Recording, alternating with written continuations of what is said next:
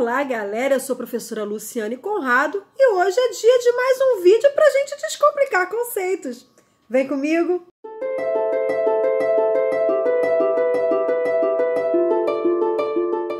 Então, vamos juntos? Vamos apreciar de novo a obra do Sandro Botticelli? A gente, na semana passada, no vídeo, eu pedi que vocês olhassem as duas obras, a obra O Nascimento de Vênus e a obra Vênus, uma do Sandro Botticelli e a outra do Lorenzo di Credi, dois italianos, enfim, que fizeram as suas obras no período do Renascimento. A gente vai aprender o que é estilo olhando um pouquinho para a obra do Sandro Botticelli.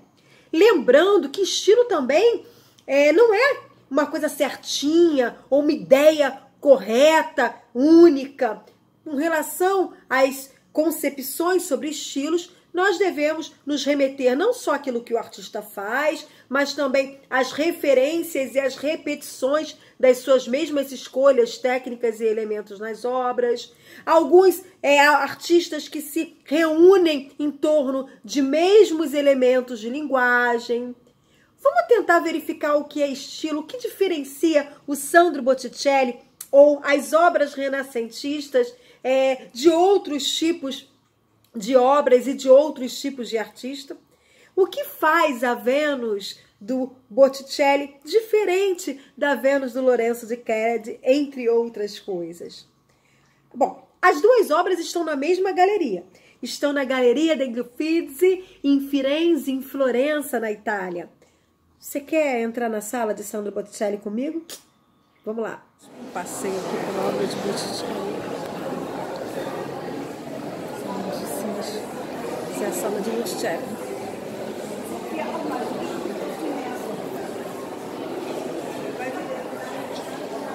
famosa Vênus. Então aí, a gente pode já definir um pouquinho. Vamos conhecer essa obra. Então, estamos diante da obra de Sandro Botticelli, que, aliás, não sei se vocês sabem, mas o nome do Sandro Botticelli não é Sandro. O nome dele é Alessandro. Alessandro di Mariano di Vanni Filippetti. É o nome do nosso Sandro Botticelli. E a obra Vênus do Sandro Botticelli, ela apresenta algumas características interessantes, tá? Primeiro, vamos fazer uma leitura da obra. Essa obra, ela tá no centro, tá no primeiro plano. Isso já indica pra gente uma forma com que os renascentistas passaram a dar primazia, passaram a escolher e passaram a se fundamentar e inclusive estudar para poder implementá-lo nas suas obras, que é a técnica da perspectiva.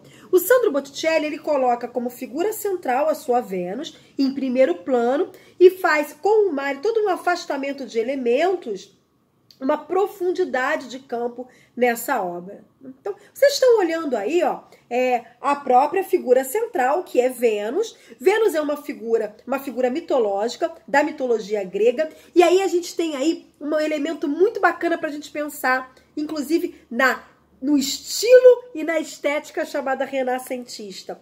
O Renascimento, ele vai beber de uma fonte de um tempo esquecida, que é a Antiguidade Clássica. Os elementos, os temas e a forma de estruturar a figura que é presente lá no classicismo grego e também na arte da Roma Antiga. Os renascentistas, eles vão retomar isso. Então a gente vai ver aí, nessa figura de Vênus, primeiro uma deusa que é uma deusa pagã, não é uma Madonna, não é uma Nossa Senhora, né? Quando a gente fala de Madonna, a gente fala de Nossa Senhora, na época dos renascentistas, vai ser a Vênus, uma figura de uma deusa pagã, né, minha gente? Que não é ligada ao cristianismo. Entretanto, a gente vai ver, e depois eu vou contar uma fofoquinha pra vocês, que eu soube lá em Florença, tá? Mas a Vênus, ela está no centro, ela está calcada, ela está nascendo de uma concha, esse símbolo da concha, o símbolo do feminino, enfim.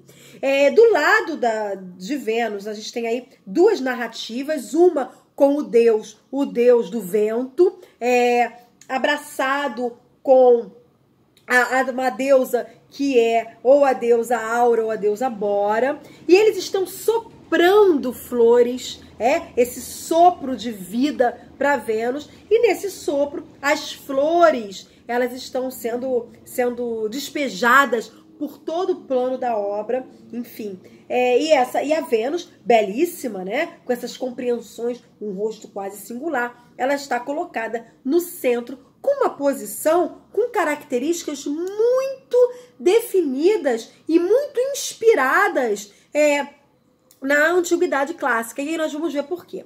Botticelli ele foi um cara inovador, tá, gente? Primeiro, essa obra é feita em têmpora sobre tela, mas o nu feminino ele não era normal nas obras renascentistas. O Botticelli foi um pioneiro disso aí, colocando esse nu feminino na pintura. O nosso querido Donatello fez isso na escultura. Com Davi do Donatello, ele colocou o nu na escultura, isso aí, mas demorou muito tempo para vir na pintura. O Donatello, o Davi do Donatello foi mais ou menos 40 anos antes. 40 anos, se eu tiver errada, depois me consertem aqui no vídeo. Do nascimento da Vênus do Botticelli. Então, esse nu feminino, o Davi era o nu masculino. O nu feminino foi trazido pelo Sandro Botticelli. E a Vênus do Botticelli, a gente vai olhar agora, ela apresenta técnicas muito específicas e especiais lá da Antiguidade Clássica. Uma delas é a técnica do contraposto. E aí você vai ver, você tá vendo a Vênus do Botticelli aí, e eu vou pedir para que se coloque de lado na edição, alô Brad, aqui do outro lado, a Vênus do Lorenzo de Credi. E elas têm a mesma técnica, que é chamada técnica do contraposto. Que técnica do contraposto é essa, minha gente? Essa técnica ela ficou muito famosa porque na Antiguidade Clássica a gente tem aí nomes incríveis de escultores sensacionais. Praxíteles, Fídias, que eram os mais famosos. E temos o tal do Policleto. O Policleto, que fez o seu cânone, um tratado. Aliás, o nome cânone tem muito a ver a gente explicar o que é cânone através do Policleto. Porque ele faz um tratado, tá?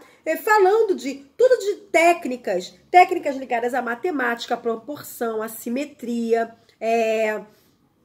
E essas técnicas, elas visam estabelecer uma harmonia, o belo numa obra de arte. Então esse cara, o Policleto, ele vai fazer o seu cânone com um sistema tudo de relações matemáticas estabelecidas a partir das partes do corpo. E ele vai descrever noções de beleza, de conhecimentos do corpo humano, através dessa compreensão do que ele chama de cânone. E ficou conhecido depois na história da arte como o cânone de Policleto, né? Então, e num desses cânones, numa dessas técnicas que ele usava, ele queria dar uma forma menos rígida para as esculturas gregas, né? Que eram feitas de mármore, depois de bronze, enfim.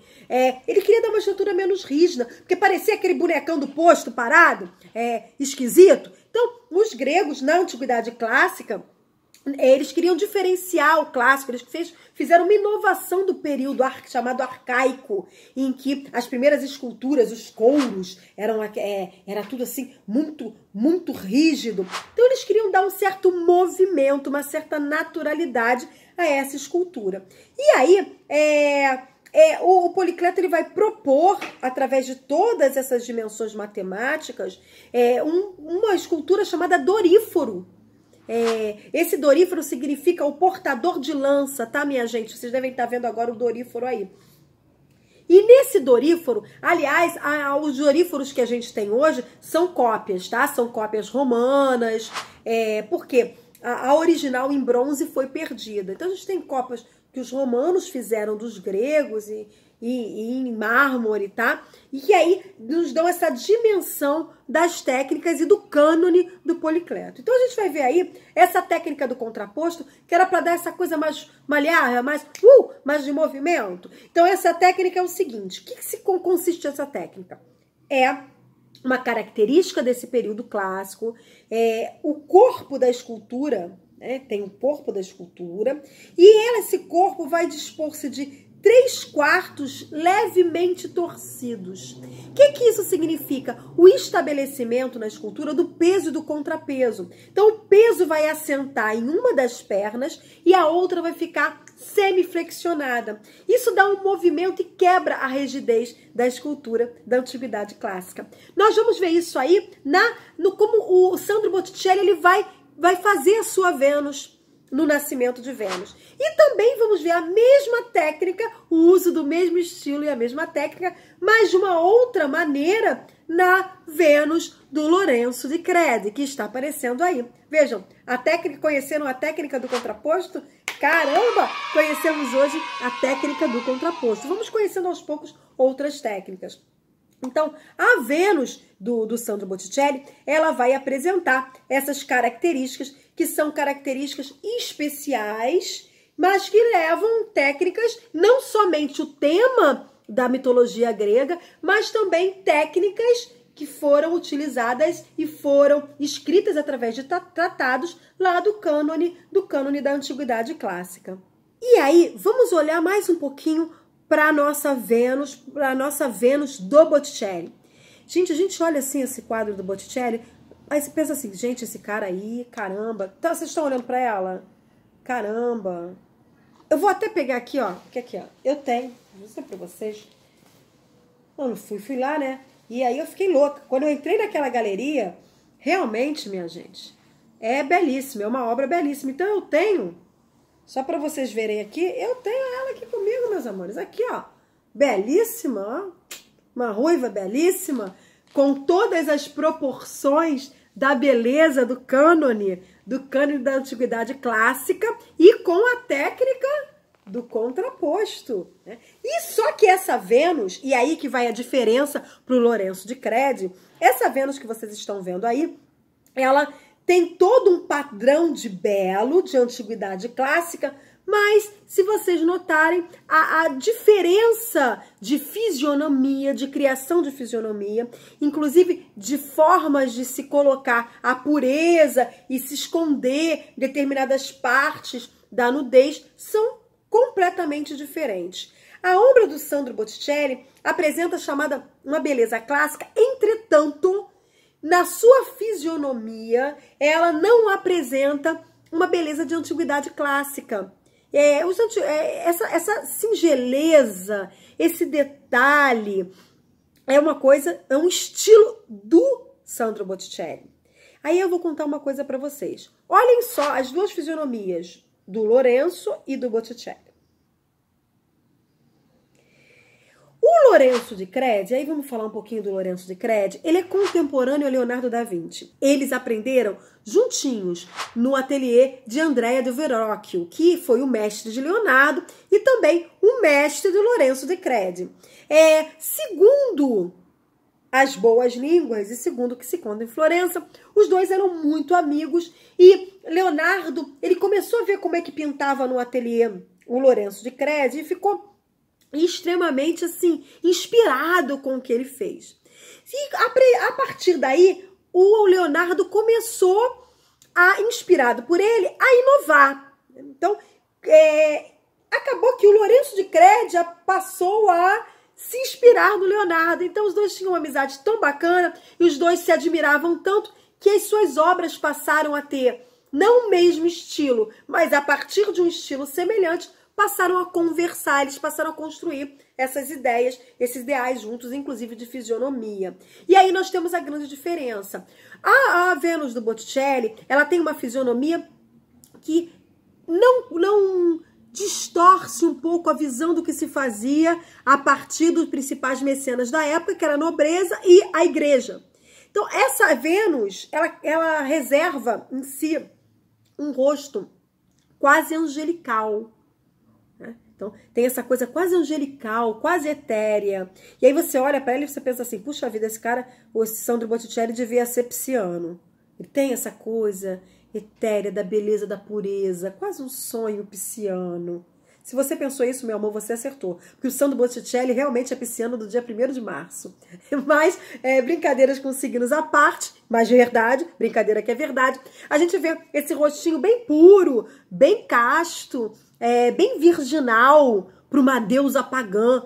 Então, o Sandro Botticelli, ele faz as suas inovações, é a primeira têmpera sob tela, utilizando a tela, é o primeiro nu feminino no Renascimento, mas ele não foge a um padrão, ele mesmo que estabeleça um tema mitológico grego, ele coloca nas feições uma pureza virginal que, enfim, está muito afastada da mitologia grega, mas é ao estilo, ele faz essa compreensão, ele faz essa integração de figuratividade de uma época ligada às questões de Nossa Senhora, a pureza, o amor feminino, como representante do feminino, a coisa casta, enfim, a singeleza, a perfeição através do angelical, usando algumas técnicas de movimento. A gente vê o movimento nos cabelos, enfim, essa leveza e, ao mesmo tempo, esse movimento no corpo, e mesmo parado, da deusa, que é pela técnica do contraposto. O Lourenço de Credi não, meus amores. O Lourenço de Credi, ele já dá uma fisionomia que ela é mais ligada à antiguidade clássica, mas um pouco mais para o real. Não existe essa pureza toda nesse rosto. E é isso que eu descobri lá em Florença. E por quê? Vocês sabem quem quebra tudo e sapateia nos cacos com relação à fisionomia de retrato? É o Leonardo da Vinci, muito inspirado em Lourenço de Credi. Olha que coisa sensacional. Leonardo da Vinci, você vê a Mona Lisa, né? Depois a gente tem até umas semelhanças da Mona Lisa com uma esforza, né? Enfim, que se descobre aí. Mas depois a gente vai conversar sobre a Mona Lisa, mas a gente já vê essa dimensão mais voltada para a fisionomia da mulher, que não é só uma fisionomia pura, casta e santa, mas tem a sedução do olhar, ela pensa em alguma coisa, tem a malícia. Então, Leonardo foi criticado pra caramba na época do Renascimento, pelos seus, porque ele dá essa apreensão mais real para o retrato, que era um retrato encomendado pelos nobres, enfim. Mas isso é uma outra história que quando a gente for falar de Renascimento. E o Lourenço de Credi, você já começa essa compreensão olhando só para a fisionomia da obra, que o Leonardo vai tratar de uma maneira muito visceral a partir de outras técnicas, usando o chiaroscuro, que a gente vai ver o que é depois, enfim. Então daí os dois estilos diferentes, o estilo do Sandro Botticelli e o estilo do Lourenço de Credi, mas que de certa forma vão fazer história e vão compor um mesmo estilo, que é o estilo chamado o estilo renascentista, enfim. Então, gente, vocês gostaram da história? Se gostaram, aí nós aprendemos várias coisas hoje. Aprendemos estilos, que estilo é uma coisa complicada, que estilo também significa movimento, que as obras se autorreferenciam. Descobrimos o que é um contraposto, que bacana. E passeamos aí pelas obras de Lourenço de Credi e Sandro Botticelli, que o nome você descobriu, que é Alessandro. Obrigada, se você gostou, dá um like aí, gostei, curti pra caramba. Se inscreve que a gente fica juntinho em outros vídeos. Beijão!